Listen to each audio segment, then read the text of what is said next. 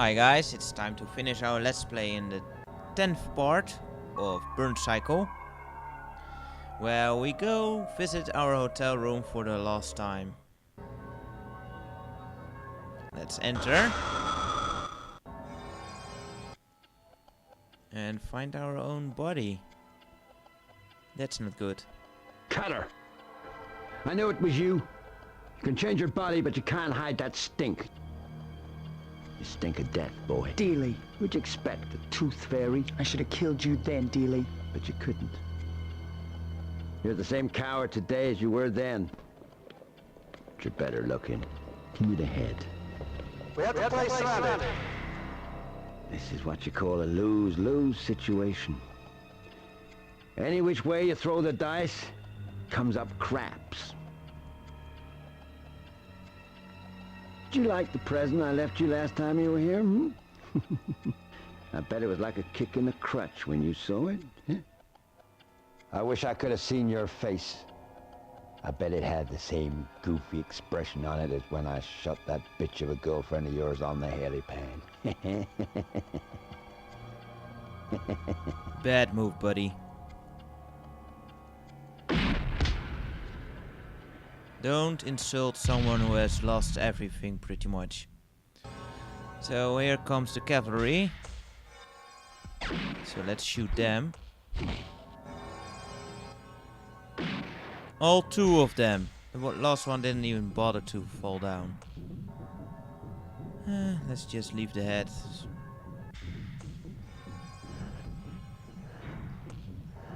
And that's it. It's all cutscene from here. And not a very big one either. All we've got to do now. Now they'll probably have found Dealey, my old body, and Viali's head. Should be a while before they realize I'm not dead. The first thing they'll do is retrieve the software from Viali's head.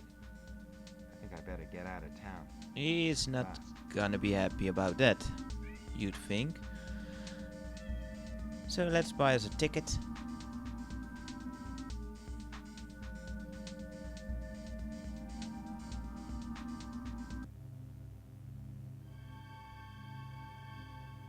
I wouldn't have thought you were one to run out on a deal cutter.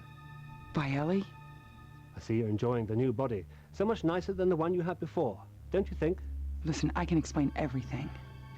My thoughts are my children. They may not be the fruits of my loins, but they're the fruits of my mind, and I will protect them from anybody seeking to harm them. Softtech have them now. They're probably loading you into their worldwide system as we speak. What Softtech have is their own extinction. I assumed you'd let Softtech get hold of my head, so I planted a little surprise. My head contains a virus. Meanest homebrew my hackers could cook up. It will destroy Softtech's entire computer system.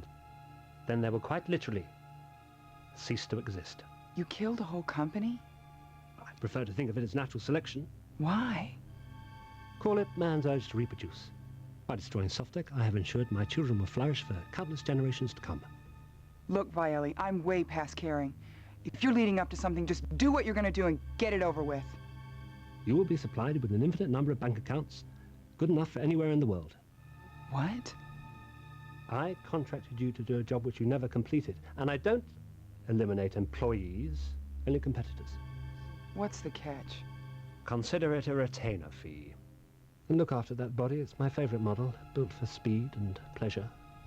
Don't worry about that. I intend to keep up the maintenance on this model. Built for speed and pleasure. By letting Softtech get a hold of Viali's head, I had helped Viali destroy them.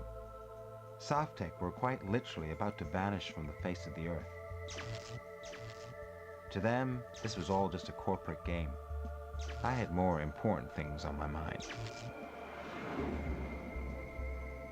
I wonder what this body would look like with an all-over tan.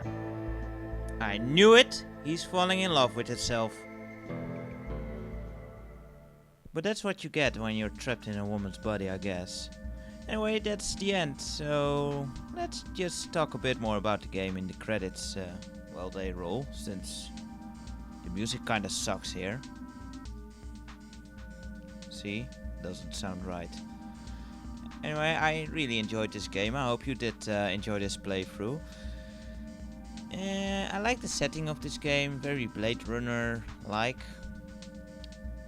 And of course there's this connection with Johnny Mnemonic, with the whole carrying information in your head. And interesting, this game is not compatible with the video cartridge of the CDI, which is I think a shame.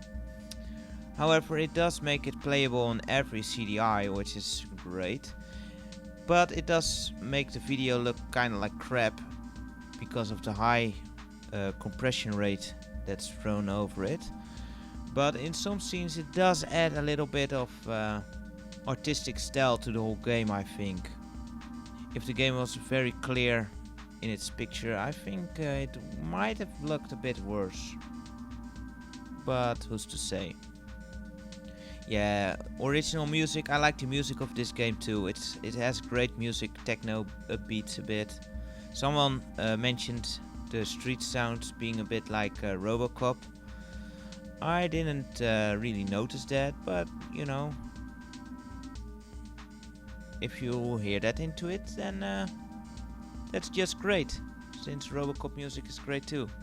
And you might hear my cat mowing in the background, sorry about that. I didn't fit my cat with an off switch yet, so he just goes on yapping a couple of times a day.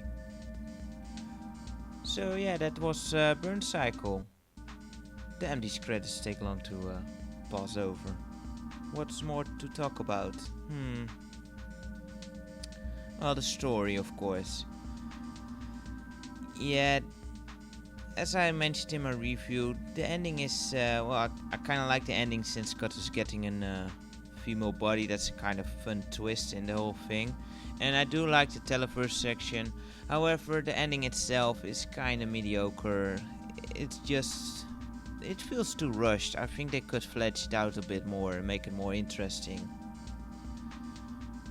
I mean, Dealey just, I mean, as I said, you don't insult a guy who lost everything and expect to walk away from it. That's kind of stupid.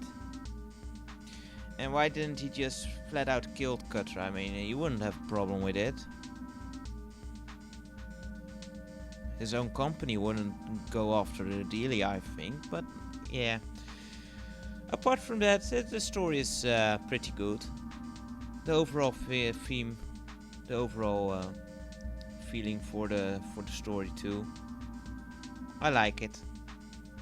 It's not Oscar winning or anything. It's just like an old 90s movie, just action packed.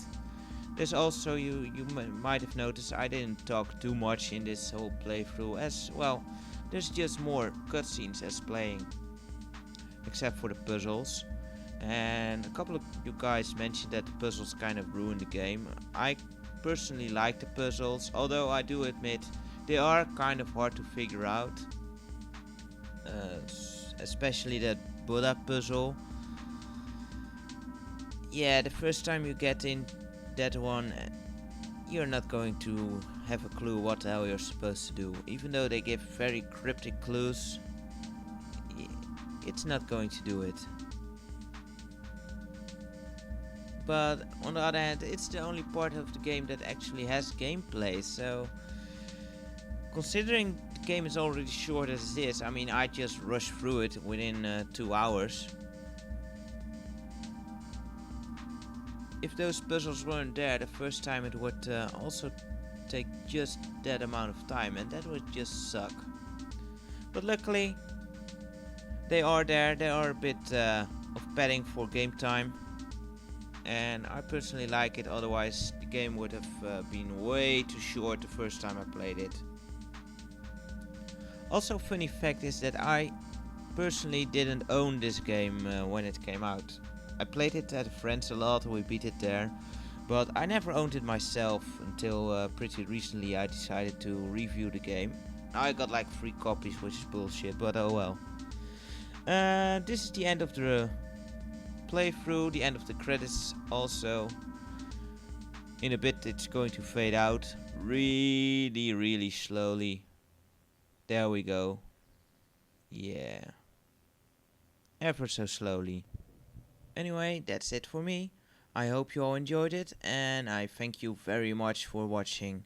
I hope to have a new video out this week, which is going to be a review for Chaos Control on the CDI. Until then, take care, see ya later.